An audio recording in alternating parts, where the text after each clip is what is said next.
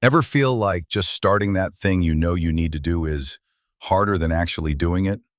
Like the weight of the whole project is pinning you to the couch before you even lift a finger.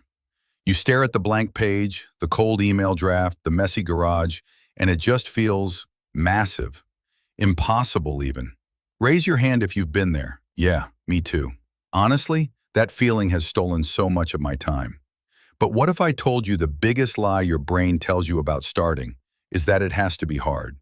What if starting was actually simple, like stupidly simple? That's not just wishful thinking. It's science-backed. And I'm going to show you exactly Think how about it the last time works. You procrastinated. Maybe it was a work report, studying for a test, making that important phone call, or even just cleaning your room. What stopped you? Was it really the whole task? Or was it just that terrifying moment of initiation?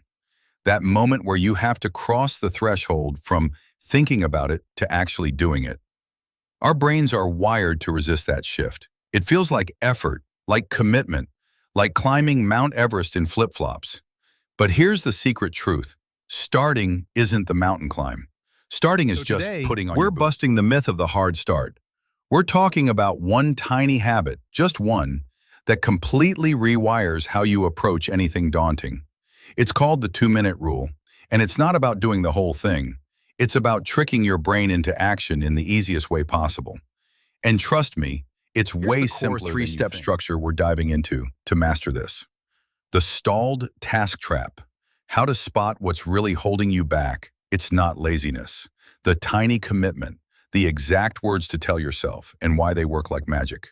The momentum choice, what to do after those 2 minutes. Hint, freedom is key. We're not just talking theory. By the end of this video, you'll have a tool so simple, you can use it literally the next time you feel stuck. No complicated systems, no willpower battles. Just one little shift that makes starting feel almost effortless. Let's get practical. Step 1. The stalled task trap. What project is currently living rent-free in your head, causing that low-level hum of anxiety? Is it writing that presentation, researching that new job, cleaning out the dreaded email inbox? Maybe it's finally starting that side hustle blog? Name it, right now. Just whisper it to yourself. Got it? Good. That's our target. Here's why it feels overwhelming. Your brain is catastrophizing. It's looking at the entire mountain, the hours, the complexity, the potential for imperfection, and screaming, nope, too much. It shuts down to protect you. But here's the key insight. You don't need to climb the whole mountain right now. You just need to prove to your brain that the starting point is safe. Brings us to And step 2, the tiny commitment. This is where the magic happens. For your stalled task, you're going to make the smallest, most non-threatening promise possible.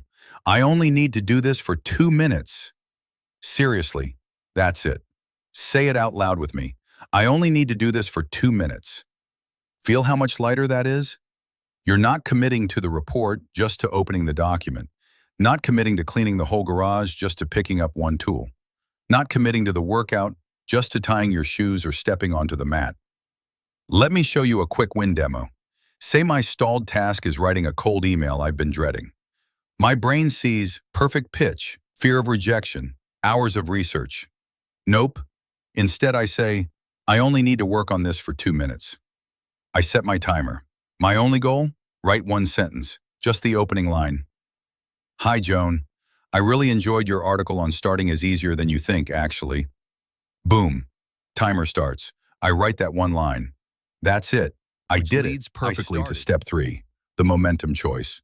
The timer rings after 2 minutes. Now, you have a powerful, guilt-free choice. Option A, stop. Seriously, walk away. You fulfilled your commitment. Celebrate that tiny win. Option B, keep going, because guess what? Starting builds its own momentum. Often, just getting over that initial hump makes continuing feel natural. You've already got the document open, you've picked up one tool, you've written the first sentence. Why not do a little more? But here's the crucial part. Continuing is a bonus, not an obligation. The rule is fulfilled the moment the timer stops. Why does this work so well? It shrinks the monster. 2 minutes is non-threatening. Your brain doesn't panic. It triggers action. Doing anything breaks the paralysis. It builds confidence. Every tiny start is a win, proving you can do it. It leverages momentum. Action feels easier once you're already moving. The hardest part isn't the work, it's overcoming the initial resistance. The 2-minute rule bypasses that resistance completely. It's not about motivation, it's about initiation. You don't need to feel ready to start, you just need to start for 2 minutes, and readiness often follows. So, next time you feel stuck, paralyzed by the sheer size of a task, remember, don't try to climb the mountain. Just lace up your boots. Identify your stalled task. Commit to just 2 minutes. Say it. I only need to do this for 2 minutes. Start anything. Set the timer. Do one micro action. Choose stop guilt-free or ride the wave of momentum. That tiny start, it's your superpower. It proves to your brain that beginning isn't scary. It builds proof that you can take action. And those tiny starts, they compound into massive progress. Give it a try on something small today and let me know how it goes down in the comments. What stalled task will you tackle for just 2 minutes? Hit like if this reframe helps. Subscribe for more simple ways to make life feel easier. And remember, starting is easier than you think. Actually, go lace up those boots. See you next time.